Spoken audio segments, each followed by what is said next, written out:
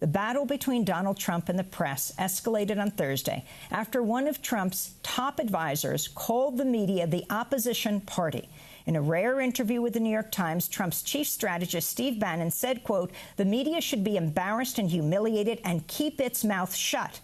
Bannon added, "I want you to quote this. The media here is the opposition party. They don't understand this country. They still do not understand why Donald Trump is the president of the United States," unquote. Bannon's the former head of right-wing Breitbart Media, which frequently publishes racist, sexist, anti-immigrant and xenophobic news. While he rarely speaks to the media, Breitbart is now playing a key role in the new administration. According to reports, Bannon wrote part of Trump's inaugural speech and penned Trump's executive orders on everything from expanding the border wall between the U.S. and Mexico to weakening the Affordable Care Act. Bannon also recently tapped Breitbart's national security editor, Sebastian Gorka, and immigration reporter, Julia Hahn, to join the Trump administration. Meanwhile, the president himself was interviewed by Fox News' Sean Hannity last night and described much of the media as fake news. The media, much of the media, not all of it, is very, very dishonest. Honestly, it's fake news. It's fake. They make things up. So then here's my question. Between Twitter, Instagram, Facebook, I think you reach 50 million people. Yeah, pretty close. But if we know now through WikiLeaks, some of these networks were colluding with Hillary's campaign to defeat you. I've seen major newspapers, 2 cable networks that use the word liar. And my question to you is, does that make you want to rethink entirely how this administration will deal with the media? Well, they're the liars. Let me give you an example. When Sean got up, he talked about the audience, and he talked about, I had the largest audience. I did. I had the largest audience. If you add the television, you add all the sources, the largest audience in the history of inaugurations. I did.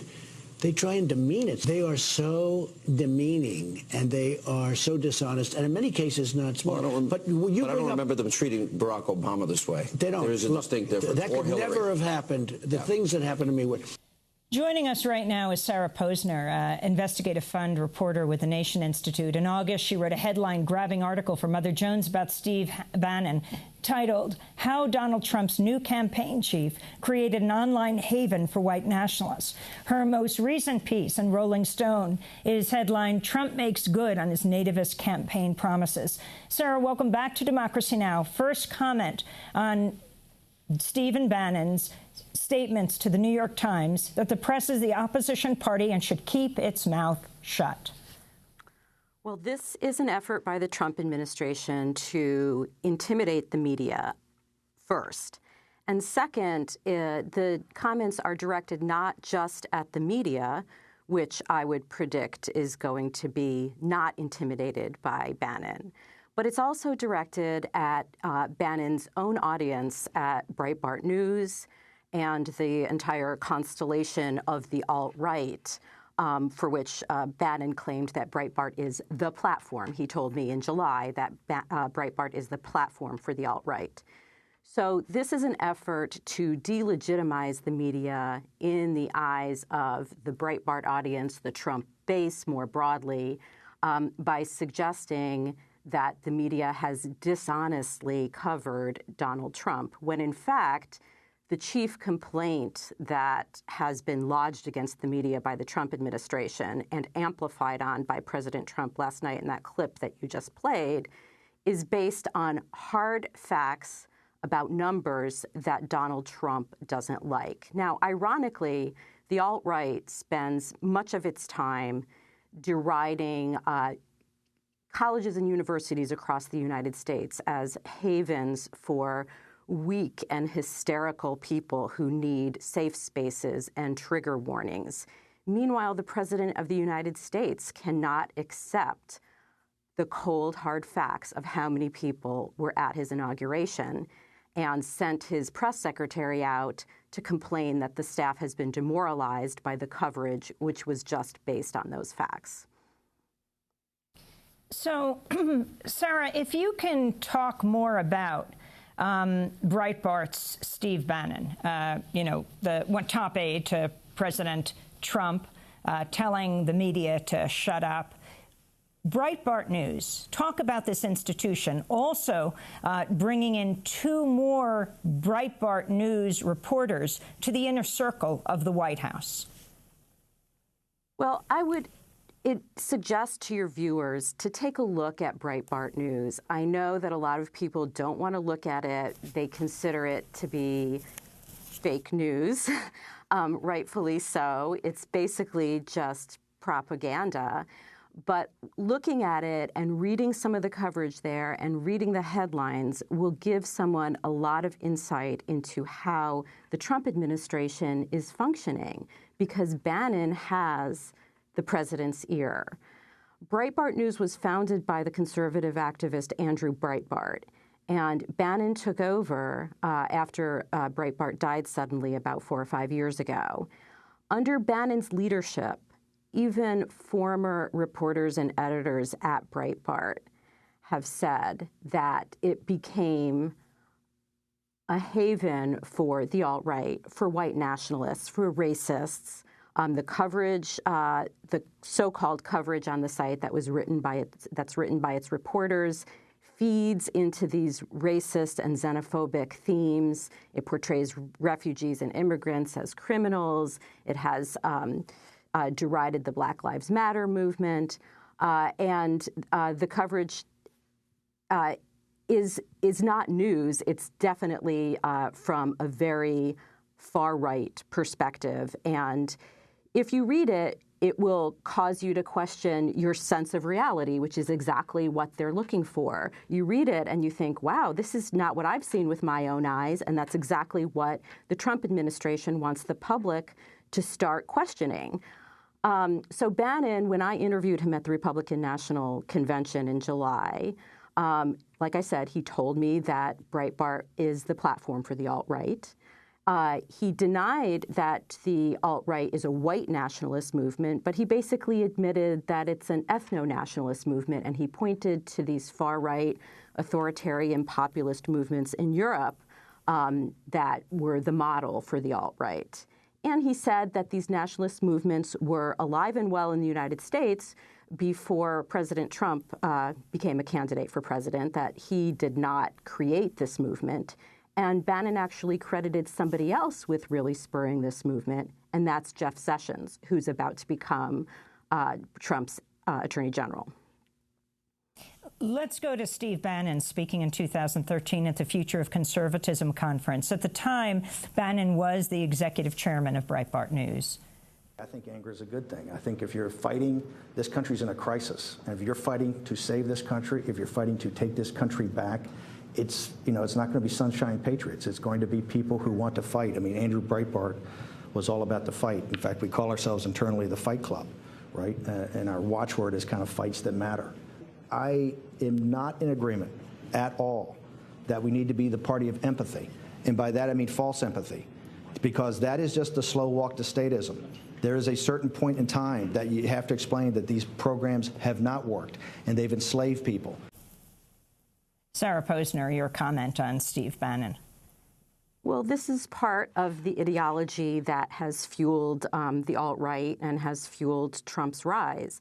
The idea that the civil rights movement or the women's rights movement have altered American society in terrible ways, that it has changed life for white Americans in ways that have been detrimental to them. And this is a fight, in Bannon's own words, over the soul of what America is. Is America a pluralistic democracy, or is America an authoritarian, nationalist, populist society? And this is the battle that Steve Bannon is waging from within the White House and drawing the media into it by portraying the media as something, as an institution that's not an institution that is protected by the First Amendment of our Constitution. You notice in those comments that he made that you just played, he doesn't talk about the Constitution at all, or how the Constitution protects a free press, or the free speech rights and many other rights of Americans. He portrays all of that as having run amok, basically. And this is one of the chief advisors to President Trump right now. chief strategist to President Trump. Now, Stephen Bannon has faced questions about domestic abuse and anti-Semitic comments. He was charged in 1996 with misdemeanor domestic violence, battery, and dissuading a witness. A Santa Monica, California police report said Bannon grabbed his wife at the time, Mary Louise Picard, quote, by the throat and arm, and threatened to leave with the couple's twin daughters. Bannon pleaded not guilty to the charges, which were later dropped that year when Picard didn't appear in court. She claimed in divorce proceedings Bannon pressured her not to testify. Picard also said in a sworn 2007 court filing that Bannon made anti-Semitic comments when the two argued over whether to send their daughters to a private school. According to one document, Picard said he doesn't like the way they raise their kids to be whiny brats and that he didn't want the girls going to school with Jews, unquote. So this report of him grabbing his wife by the throat, now this whole idea of really trying to choke the press by telling them to shut up. Well, I think it's fairly obvious even without those allegations in the domestic cases, which Bannon has denied. I think it's obvious that he's behaving like a bully. And if you've seen the reaction of the press, there was a clip that was going around last night of Jake Tapper reading back the quote from Bannon and then basically saying that the press should shut up. And Tapper just says, no, this is going to be the reaction of the press. The press is not going to listen or be bullied by Steve Bannon to, quote unquote, shut up. I think you and I both know that. But I would like to point out something about the anti-Semitism charge. Something that really struck me when I interviewed Bannon back in July was that I asked him about what had happened to one of his former employees at Breitbart, a reporter and editor by the name of Ben Shapiro. After Shapiro left Breitbart, in the wake of Breitbart not standing by its reporter Michelle Fields after she was grabbed at a Trump press conference by then Trump campaign manager Corey Lewandowski, he was subjected to a barrage of anti-Semitic abuse. Shapiro was subjected to a barrage of anti-Semitic abuse on Twitter and other social media, email, and so on. One prime example of it was after he had announced on Twitter that the birth of his and his wife's second child. Someone tweeted back at him, "To the ovens with all of you." I asked Bannon about that at the convention, and he cut me off before I could even finish the sentence and said, "Ben Shapiro is a whiner." So rather, I was surprised because I would have thought that most people would have said something more along the lines of, "I'm very sorry that that happened to my former employee, and I do not condone that kind of behavior." But instead, he just said that Shapiro was a whiner. So I thought that that was very telling of what Bannon thinks about that kind of harassment and abuse online, and how seriously he takes the charges of anti-Semitism. Sarah Posner, I want to thank you for being with us and with the Investigative Fund, with the Nation Institute. Most recent piece we'll link to in Rolling Stone. Trump makes good on his nativist campaign promises. Also, Sarah Posner is author of God's Prophets, Faith, Fraud, and the Republican Crusade for Values Voters. When we come back, the Mexican president cancels his trip to Washington, D.C., saying Mexico will not pay for the wall. Stay with us.